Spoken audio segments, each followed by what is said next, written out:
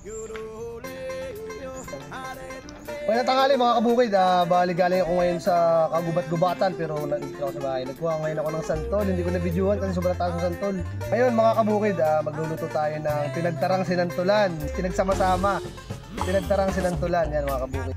Episode 1 ko ng pinagtaran ay pinagtaran talaga siya na gawa sa hipong ilog. Pero ito, santol na giniling na ipapalaman natin sa dahon ng gabi. Yan. Halina mga kabukid at tayo magluluto ng pinagtarang santol. Sana ay may matutunan naman kayo ngayong araw sa akin. Luto tayo mga kabukid. Mga kabukid, ilalaga natin sa tubig yung santol kasi ay maasim. Lalaga muna natin. Pagkalaga natin mga kabukid, para matanggal yung asim, pipigaan naman natin yung santol. Bali nakapagkayod na ako dito ng santol. Ilalaga lang natin to siguro ng mga 15 to 20 minutes. Takpan natin. Habang tayo naglalaga, magkakaid tayo ng nyug. Hinantay natin. Habang nagpapalambot tayo ng pinili na sinantol na hindi. Pipigaan pa natin yung santol eh. Di, habang tayo nag-aantay lumambot yung santol, magkakaid naman tayo ng nyug.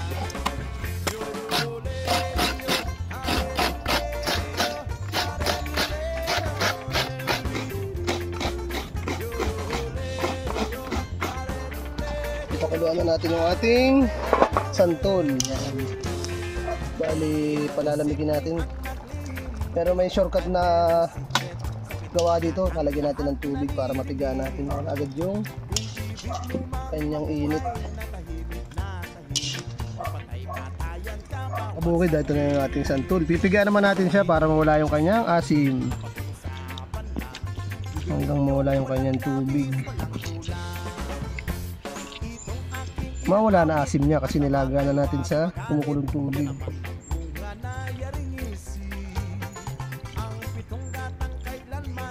Mga 3 biga mga kabukid para matanggal natin yung kanyang asim. Saka natin siya igigisa. Piga na natin siya ng 3 beses. Babalik natin dito para magtitimpla naman tayo. Pinuhin natin kasi para kasing pino nung giniling na santol. Anong ginayad nating santol. Na mag-match siya rin sa kinayod na santol.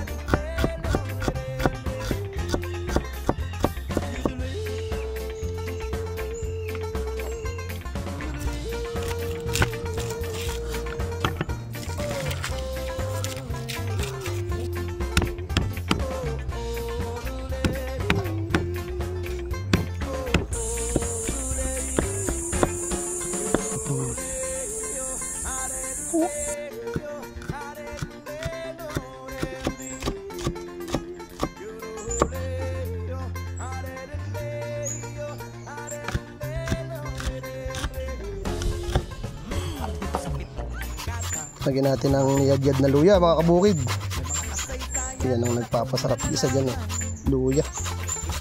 Kailangan ay pino para nakakain natin siya. Lagyan na natin yung giniling mga kabukid at haluin natin ito. Sarap niyan. Oh, may giniling, may lara, may sili. Tapos lalagyan natin ng asin at paminta para may nasa yung loob niya.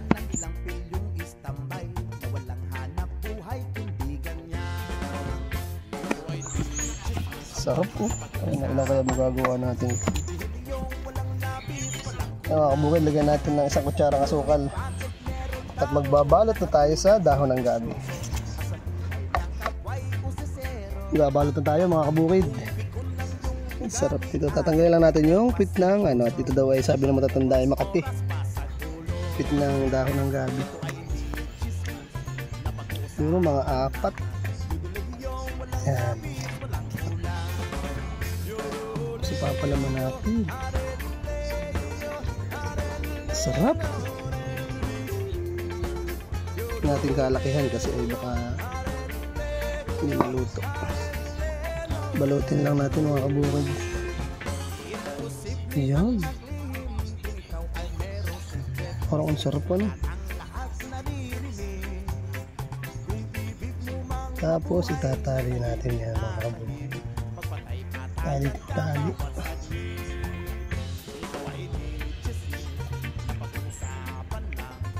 para hindi siya hiwalay. Yun. Pumaba ng video. Iyan, may isa na tayo mga kabukid. Ayan. Oh, sarap. Ayan, ayan. Yung mga kabukid, sapin na natin ng dahon ng gabi para hindi siya dumikit pagkuha natin.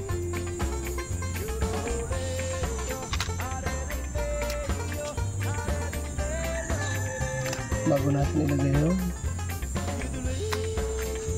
Tapos ririkaduhan pa uli natin yan dyan. Lalo na sumarap yan, doble rikado.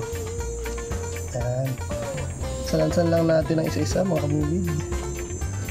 Sarap yan, grabe. Mga kabukid dito. Tatapos na tayo. Lagyan lang natin yan ng maraming luya ulit. Ang palasa yan. Tapos ilalagay natin yung gata. Saka natin siya isasalang. Yun. Sarap. Lagyan natin ng maraming lara at sili. Tapos buong bawang mga kabukid lagyan natin. Salang na natin ngayon mga kabukid. Wow. Sa kumukulong kapoy. Pwede natin siyang takpan kasi meron pa naman tayong final na malapot na gata. Antayin natin ng mga 40 minutes mga kabukid. Yun mga kabukid, makakati na. Lagyan na natin yung ating malapot na gata. Yan, sarap. Pakakatihin lang natin ng konti yan. Okay na yan. Ito yung pangdagdag natin ng alat.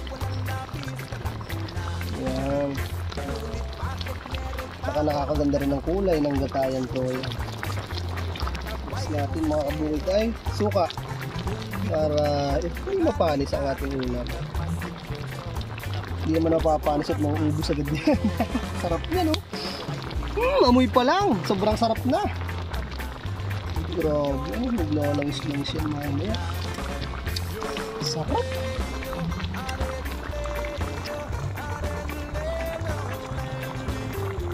Yung mga kabukid, luto na to kasi umaangin na siya. Yan, maglalangis na. Nagmamantika. Hanguin lang natin dito sa konting tabi. Let's kuha tayo ng ating ulam.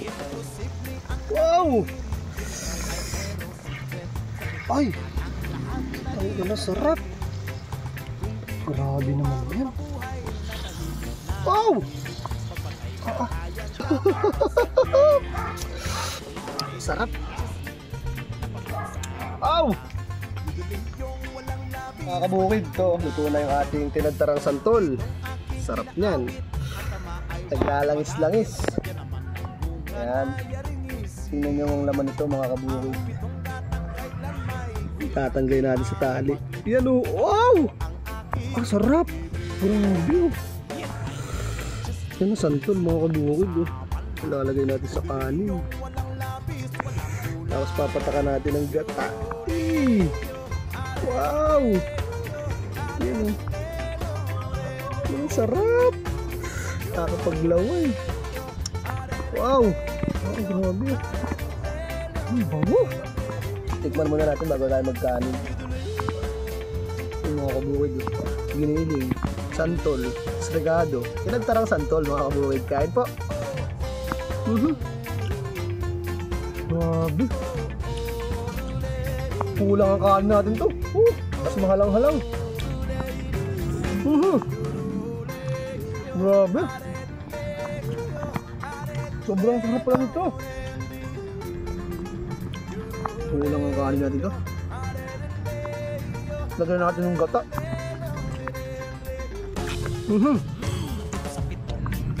Sarap. Grabe naman. Sana makita ng ating mga manood. Yan. Try nyo gawin to mga kabukid.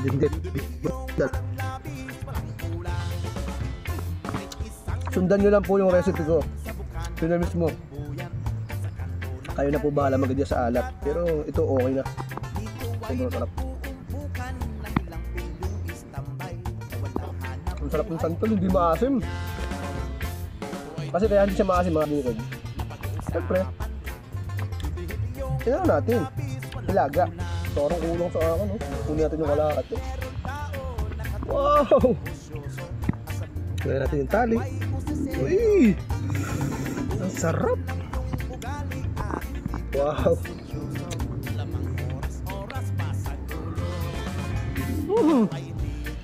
Grabe.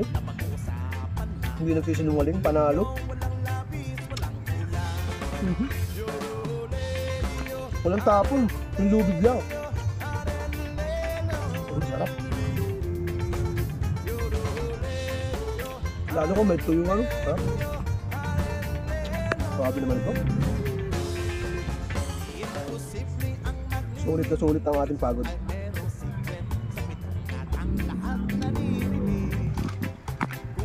Masarap ng sili. Nakakapit sa lalamunan tsaka yung lara. Grabe. Kulang yung kanin mga kabukid pero nandito na lang. Maraming salamat sa laging panonood. God bless po sa inyo lahat. Try nyo po ito. Sobrang sarap. Tinagtarang santol. God bless po.